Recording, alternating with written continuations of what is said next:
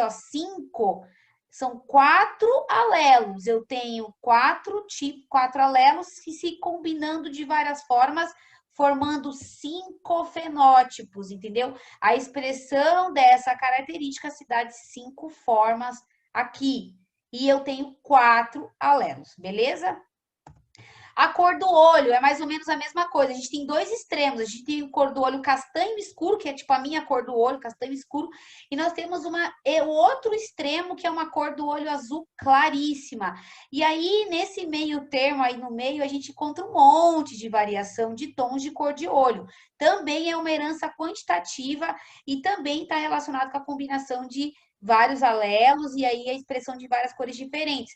Depende, portanto, mais uma vez, da quantidade de alelos, entendeu? Se ele vai estar representado em 100%, 75%, 55%, 25%, entendeu? Então, a gente está falando em quantidade, acumulação da combinação de alelos, tá? Não é só a existência do gene, como a gente viu na interação epistática. Ou o gene existe, ele vai acontecer coisa, ou ele não existe. Se ele está ali, ou ele vai inibir, impedir a expressão do gene, ou ele não vai impedir a expressão do gene. Não tem a ver com a quantidade em que ele aparece. Entenderam bem a diferença da interação da epistasia, que é classificado, pode ser classificado como interação qualitativa, enquanto essa é quantitativa, tá bom? Então, assim, ó, a cor dos olhos de humanos também segue o padrão da herança quantitativa. As diferentes cores dos olhos são produzidas devido às diferentes quantidades de melanina também, tá? Uma variedade de genes influenciam na produção de melanina e, consequentemente, na coloração dos olhos. Então, olha que interessante. Na questão da cor dos olhos, não são só 4 alelos, como é a cor da pele. São mais de alelos, então mais genes, inclusive, tá? Então, não é nem muito bem, não está muito bem nem explicado, nem descoberto a questão da condição da cor do olho. O que se sabe até hoje? Que existem os genes, 2 genes aqui, que é o G e o B. Isso aqui é o que como eles chamam o gene. Eu esqueci de falar para vocês.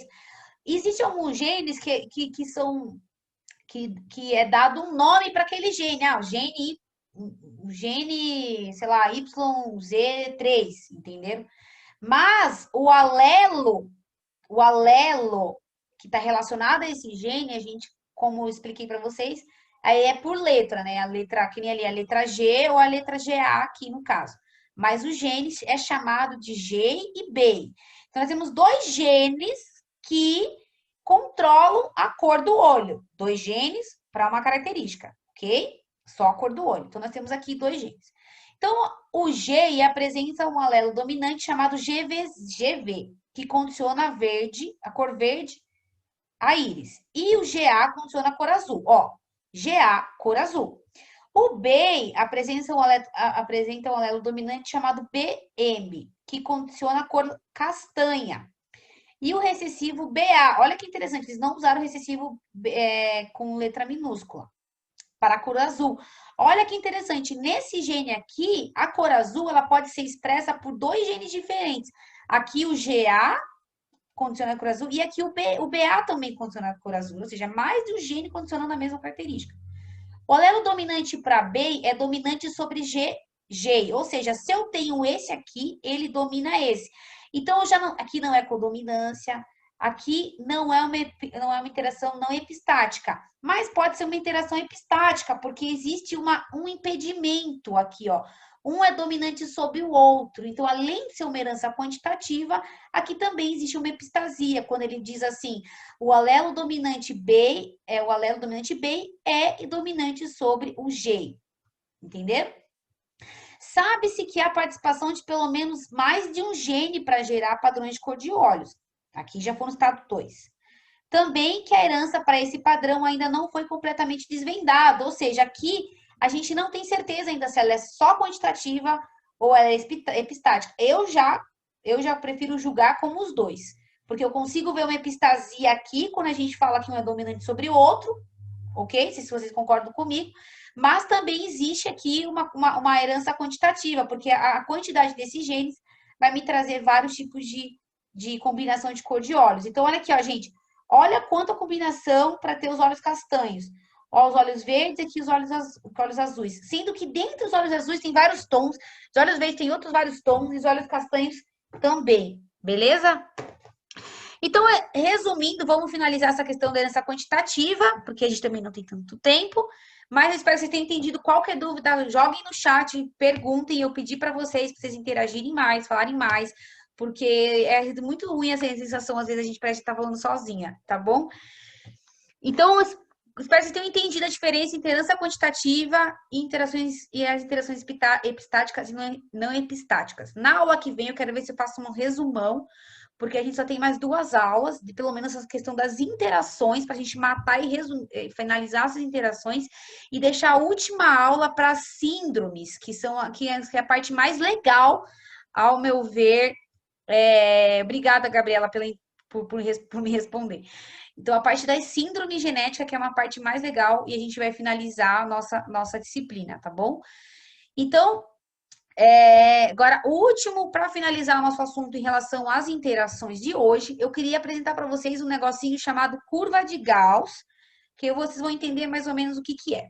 A curva de Gauss, ela diz o seguinte, normalmente, a curva de Gauss ou curva normal, eu não sei se alguém já estudou a parte de estatística, enfim, então, a estatística, ela obedece o que a gente chama de curva normal. Então, por exemplo, normalmente, numa população, quando a gente vai estudar um tipo de característica, a gente sempre tem uma média, ou seja, uma quantidade grande de indivíduos que são do mesmo jeito, e nós temos os dois extremos, um pouco de indivíduos com a expressão máxima daquela característica e um pouquinho de indivíduos com a expressão mínima daquela característica. Aqui, ó, ou seja, por exemplo, na questão da cor dos olhos, nós temos dois extremos. Nós temos os olhos castanhos escuros, os olhos pretos, super escuros, e nós temos os olhos azul muito claro, entendeu? Beleza? E nós temos a maioria, que é a gente. A maioria tem castanho normal, entendeu? Castanho médio, vamos supor assim, marrom, castanho médio. E nós temos a maioria. Então, essa herança quantitativa da cor dos olhos, nós dizemos o seguinte, ela segue a curva de Gauss, ou ela segue a curva normal. Então, aqui, ó, então, ou seja, a expressão mínima, nós temos em geral, isso daí cabe para cabelo, cor de cabelo também, tá, gente? Então, nós temos poucas pessoas, uma quantidade pequena de pessoas com os olhos azuis na expressão mínima, os olhos mais azuis, mais claros de todos, vamos dizer assim, possíveis. Daí nós temos uma quantidade bem grande aqui no meio, ó, essa barrinha do meio, de pessoas com a expressão média do caractere, que é tipo assim, aquele castanho médio, tá? Que é o geralzão da população, que é a maioria. E no final, nós temos aqui muito pouca quantidade de pessoas com a expressão máxima, que seria, sei lá, um castanho, um olho escuro, ou um castanho muito, muito escuro, entenderam? Quero dizer? Então, essa característica, ela segue a curva normal. Então, como vocês começarem a perceber, por exemplo, na nossa população em geral, a maioria das características da população seguem a mesma curva. Então, por exemplo, o que a gente tem hoje em dia no Brasil? A gente tem uma quantidade X de crianças, a maior quantidade da população é o pessoal com idade média, entre 30 e 40 anos, e mais um pouquinho dos mais velhos, entenderam? Então, segue uma curva de Gauss, entenderam? Mais ou menos assim. Quando a gente vai... deixa eu ver algum outro exemplo. A questão da renda, por exemplo. Não, renda não é. Infelizmente, o Brasil ainda está em estágio. Mas quando vocês forem no país desenvolvido, ele segue a curva normal de Gauss. Então, eles têm um país desenvolvido, um país rico, tem uma quantidade pequena de pessoas pobres e pessoas miseráveis, muita gente classe média, que tá todo mundo, tipo, bem, numa classe legal, e mais um pouco de gente rico, milionário, entendeu? Então, segue a curva de Gauss. Tô dando esses exemplos só para vocês entenderem o que é a curva de Gauss ou curva normal, entendeu? Porque eu vou perguntar isso aí na prova, é interessante vocês saberem, porque isso, como futuros psicólogos, quando vocês forem estudar problemas de comportamento, problemas de desenvolvimento psicológico. E aí vocês vão ver que a maioria desses problemas também seguem a curva de Gauss, entendeu? Então, por exemplo, assim, tem pessoa, vamos falar de depressão. Então, assim, a depressão, ela afeta uma quantidade de pessoas numa idade X. Então, vai ter uma média, mais um pouquinho numa idade, sei lá, a depressão afeta pessoas entre 30 e 40 anos, entendeu? Aí um pouquinho acima de 40 e um pouquinho menor que 30 anos. Então, você tem aquela curva de Gauss, que é aquela curva meio triangular. Então, é interessante vocês aprenderem, para quem nunca teve contato, vocês vão ouvir falar disso mais para frente. Então, hoje, vocês já aprenderam uma lição nova. Hoje, vocês já sabem o que é uma curva de Gauss e uma curva normal. Se alguém falar, se vocês ouvirem, forem ler um artigo, forem estudar sobre a incidência de uma certa síndrome, de uma certa problema, de uma certa doença, de um problema genético, vocês já vão saber, já vão ver, escutar esse termo, vocês já vão saber do que é. Beleza, gente? Alguma dúvida? Vamos encerrar então Não, mais uma aula.